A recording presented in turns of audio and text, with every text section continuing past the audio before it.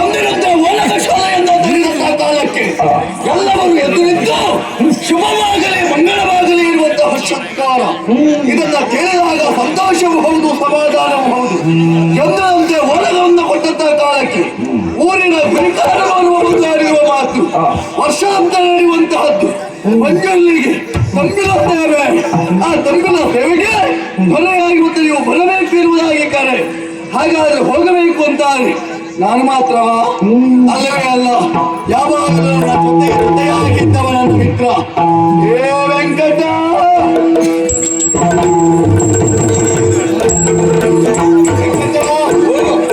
ಇಷ್ಟೊತ್ತೆಲ್ಲಿದ್ಯಾ?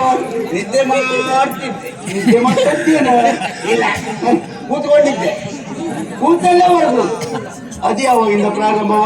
ಪ್ರಾರಂಭ ಆದದ್ದು ನಿದ್ದೆ ಬಂದ ಮೇಲೆ ಗೊತ್ತಾಗ್ತದೆ. ಓ, ಅದು ಒಳಗೆ ಗೊತ್ತಾಗಲಿ. ನಿದ್ದೆ ಬಂದಾಗಲೇ ಗೊತ್ತಾಯ್ತೇನೋ. ನಿದ್ದೆ ಬಂದಾಗ ನಾನು ಅಂತಲ್ಲ, ನಮ್ಮ ಸಹಪಾಠಿಗಳೆಲ್ಲ ಇದ್ದಾರೆ.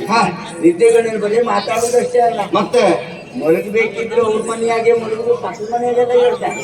ಅಂತವ್ರು ಇದ್ದಾರೇನೋ? ನಾವಾಗಲ್ಲ. ನೀ ಹೇಗೆ? ಪಕ್ಕದ ಮನೆಯಲ್ಲಿ ಮಲಗುದು, ನಮ್ಮ ಮನೆಗೆ ಹೇಳ್ತೇನೆ. ಯಾರು ಇಲ್ಲಿವರೆಗೆ ಹೊಡಿಲಿಲ್ವೇನೋ ನಿನಗೆ? ಪಕ್ಕದ ಮನೆ ಹೋಗಿ ಮಲ್ಕೊಂಡು ನಿಮ್ಮ ಮನೇಲಿ ಇದ್ರ ಹೇಳಿದ್ ನಮ್ಮಲ್ಲಲ್ವಾ? ಅದು ಮಲಗುವುದು ಪಕ್ಕದ ಮನೆಯಲ್ಲಲ್ವಾ? ಆದ್ರೂ ಗೊತ್ತಾಗುದಿಲ್ಲಲ್ಲ. ಹಾಗೆ ಏನೇ ಇರಲಿ ಮಿತ್ರ, ಸದಾಕಾಲವಾಗಿ ಜೊತೆಯಾಗಿದ್ದವ ನೀನಿತ್ತಿ. ಎಲ್ಲಿಗೆ ಹೋಗುವುದಿರಲಿ, ಆಟದಲ್ಲಾಗಲಿ ಕೂಟದಲ್ಲಾಗಲಿ ಸದಾಕಾಲವಾಗಿ ನೀನು ನನ್ನನ್ನು ಅನುಸರಿಸಿದ್ದವಲ್ವೇನೋ. ಇಂದು ಹಾಗೆ ನಾನು ನೀನು ಅಂತ ಹೇಳಿ ಹೇಗೆ ಹೇಗೆ ಬಂಗಾರದ ಹೂವಿಗೆ ಪರಿಮಳ ಬಂದ ಹಾಗೆ ಅದು ಬರ್ತದೆಯಾ? ಬರುವುದಿಲ್ಲ ಅಂತ ಒಂದ ಹಾಗೆ ಒಂದೇ ಮಾತಲ್ಲ, ಮೂಸು ವಾಸನೆ ಇದ್ದಂಗೆ. ಎಂತದ್ದಾಗಿ ನೀ ಹೇಳಿದ್ದೇನು? ಏನ್ ಹೇಳಿದ್ದೇನು? ತಪ್ಪೇನು ಹೇಳಿದೆ? ತಪ್ಪು ಹೇಳಿದ್ದೆ. ಅದನ್ನು ಯಾವುದು? ನೀ ಹೇಳಿ.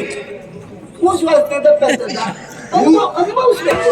ಹಾಗಲ್ಲ, ಸುವಾಸನೆ. ಹೂ ಸುವಾಸನೆ, ಹೂವು ಸುವಾಸನೆ ಎರಡು ಸೇರಿದ್ರೆ ಮೂಸು ವಾಸನೆ. ಬೆಳೆಸುವಾಗ ಆಲೋಚನೆಯನ್ನ ಮಾಡಬೇಕಾಗ್ತದೆ. ಅರ್ಥ ಎನ್ನುವುದು ಅಪರ್ಥದಲ್ಲಿ ಆಗುತ್ತದೆಯೋ ಎನ್ನುವ ಭಯ ಎನ್ನುವುದು ಅಲ್ವಾ? ಯಾವತ್ತೂ ಅಪರ್ಥ ಆಗಬಾರದು. ಅಷ್ಟು ಮಾತ್ರವಲ್ಲ ಮಿತ್ರ, ನಾನು ನೀನು ಇದ್ದದ್ದು ಒಂದೇ ದೇಹದ ಎರಡು ಭುಜಗಳಿದ್ದ ಹಾಗೆ. ಅಷ್ಟು ಮಾತ್ರವೇ ಅಲ್ಲ, ಒಂದೇ ನಾಣ್ಯದ ಎರಡು ಮುಖಗಳಿದ್ದ ಹಾಗೆ.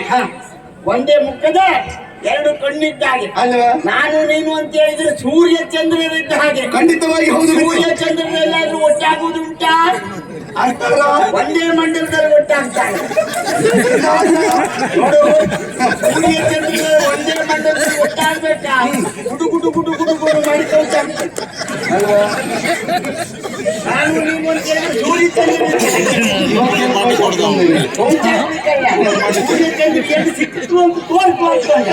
ಅದನ್ನೇ ತೋರಿಸಬೇಕಂತ ಏನೇ ಇರಲಿ ಮಿತ್ರ, ಆ ರೀತಿಯಾಗಿ ಜೊತೆಯಾಗಿ ಬದುಕಿದವರು ನಾವಿರುವರಿದ್ದೇವೆ. ಹಾಗಂತ ನಿನ್ನ ಕರೆಯುವುದಕ್ಕೆ ನಮ್ಮ ಪರಾಕ್ರಮದ ಕುರಿತು ಆಡುವುದಿದ್ರೆ ನಾವಿದ್ದ ರೀತಿ ಹೇಗ? ನಮ್ಮ ಪರಾಕ್ರಮದ ಕುರಿತು ನಾವು ಹೇಳ್ಕೊಳ್ಳುವುದ? ಆತ್ಮಶ್ಲಾಘನೆ ಆತ್ಮಹತ್ಯೆಗೆ ಸಮಾನ. ಹಾಗಾಗಿ ನೀವು ಆತ್ಮಹತ್ಯೆ ಮಾಡ್ಕೊಳ್ಬಾರ್ದು.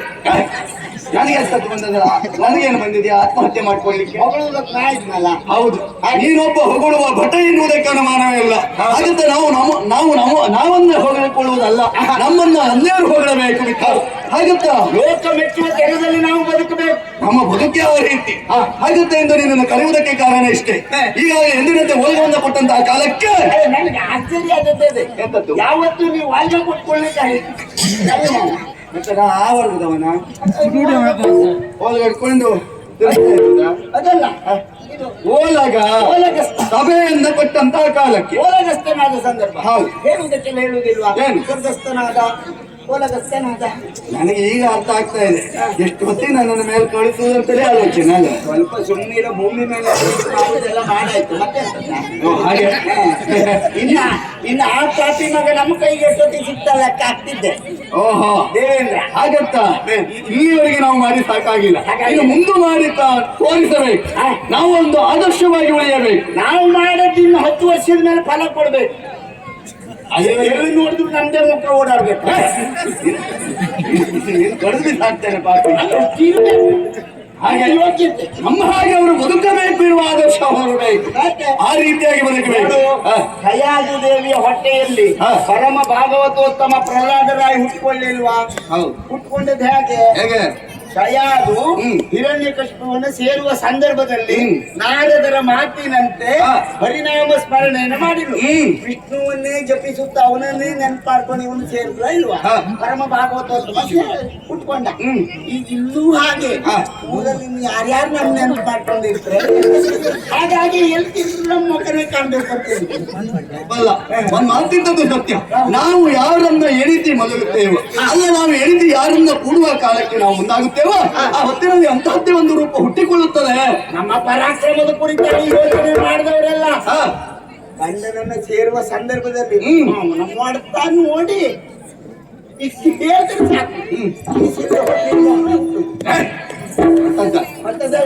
ಹಾಗಲ್ಲ, ಅಂತಹ ವೀರರನ್ನ ಪಡೆಯಬೇಕು, ಶೂರರಂತ ಮಕ್ಕಳನ್ನ ಪಡೆಯಬೇಕು ಎನ್ನುವುದಾಗಿ ಪ್ರತಿಯೊಂದು ಹೆಣ್ಣು ಕೂಡ ಆಸೆಯನ್ನು ಹೊರತಾಳೆ. ಹಾಗಂತ ಆಸೆ ಎನ್ನುವುದು ತಪ್ಪಲ್ಲವೇ ಅಲ್ಲ ಮಿತ್ರ? ಹಾಗಂತ ಈ ಹೊತ್ತಿನಲ್ಲಿ ನೀನನ್ನು ಕರೆಯುವುದಕ್ಕೆ ಕಾರಣ ಇಷ್ಟೇ. ಓಲಗವನ್ನ ಕೊಟ್ಟಾಗ ಆ ಹೊತ್ತಿನಲ್ಲಿ ಊರಿನ ಗುರಿಕಾರವರು ಅಲ್ಲಿವರಿಗೆ ಬಂದ. ಬಂದೇನ್ ಮಾಡ್ದ? ಬಂದದ್ದು ಮಾತ್ರವೇ ಅಲ್ಲ, ಅವರೇ ಆಡಿರುವ ವರ್ಷಂ ಪ್ರತಿ ನೀಡುವಂತದ್ದು ತಮ್ಮಿಲ ಸೇವೆ. ಆ ತಮ್ಮಿಲ ಸೇವೆಯನ್ನು ಕೊಡುವುದಕ್ಕೆ ದೊರೆ ನೀವು ಬರಬೇಕು ಅಂತ ಆಡಿದ. ನನ್ನಿಂದಲೇ ನೆರವೇರಬೇಕಂತ ಕಾರ್ಯಕ್ರಮ. ಹಾಗಾಗಿ ಹೋಗಬೇಕು ಅಂತ ಆದ್ರೆ ನಾನು ಮಾತ್ರ ಅಲ್ಲ, ನಿನ್ನನ್ನು ಜೊತೆಗೂಡಿ ಹೋಗಬೇಕೆನ್ನುವಂತ ಆಸೆಯನ್ನು ಹೊತ್ತವ. ತಂಬಿಲ ಸೇವೆ ಮತ್ತೆ ಚೆಂಬಿಲ್ದೇ ಇರ್ತದೇನಾ? ಅಂತದ್ದ ಹೌದು, ನಿನ್ನ ಜೊತೆಗಾರನಾಗಿ ಅಲ್ವಾ? ಹಾಲು ನೀರು ಒಂದಾಗಲೇಬೇಕು ಅಲ್ವಾ? ಬೆಂಕಿ ಎನ್ನುವುದು ಪ್ರಜ್ವಲಿಸಬೇಕು ಅಂತ ಆದ್ರೆ ಗಾಳಿಯ ಸಹಾಯ ಬೇಕು. ಹಾಗೆ ನಾನು ಪ್ರಜ್ವಲಿಸಬೇಕು ಅಂತ ಆದ್ರೆ ನೀನೇನು ನನ್ನ ಜೊತೆಯಲ್ಲಿ ಇರಲೇಬೇಕು ಗೆಳೆಯ. ಹಾಗಂತ ಈ ಹೊತ್ತಿನಲ್ಲಿ ಆ ತಂಬಿಲ ಸೇವೆಗೆ ಹೋಗಬೇಕಿರುವಂತ ಮನವನ್ನ ಮಾಡಿದ್ದೇನೆ. ಆ ಕಾರಣವಾಗಿ ಆ ಕಡೆಯಲ್ಲಿ ರಥವನ್ನು ಸಿದ್ಧ ಮಾಡಿ ಇರಿಸಿದ್ದೇನೆ. ನಾವು ಇಲ್ಲಿಂದ ಅಲ್ಲಿಗೆ ರಥವನ್ನ ಯಾರಿಗೆ ಹೋಗಬೇಕು?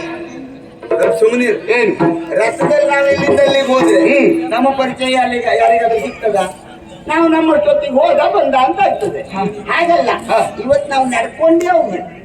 ನಡ್ಕೊಂಡೇ ಹೋಗ್ಬೇಕು. ಯಾಕೆ ನಡ್ಕೊಂಡು ಹೋಗ್ಬೇಕು? ನಡ್ಕೊಂಡು ಹೋಗ್ಬೇಕಿದ್ರೆ ಯಾರ್ಯಾರು ಸಿಗ್ತಾರೆ ಎಲ್ಲರಿಗೂ ಹೀಗೆ ಕೈ ಮಾಡೋದು ಮಾತಾಡೋದು ಹೋಗುದು. ಹಾಗೆ ನಮ್ಮ ಪರಿಚಯ ಇನ್ನಷ್ಟು ಹೆಚ್ಚಾಗುತ್ತದೆ. ಜೊತೆಯಲ್ಲಿ ಮನಸ್ಸಿಗೆ ಆಗಿರುವಂತ ಬೇಸರವನ್ನು ಕಳೆದುಕೊಳ್ಳುವುದಕ್ಕೂ ಇದು ಒಂದು ಉಪಾಯ. ಮತ್ತೆ ದೇವಸ್ಥಾನಕ್ಕೆ ದೈವಸ್ಥಾನಕ್ಕೆಲ್ಲ ಹೋಗ್ಬೇಕಾ?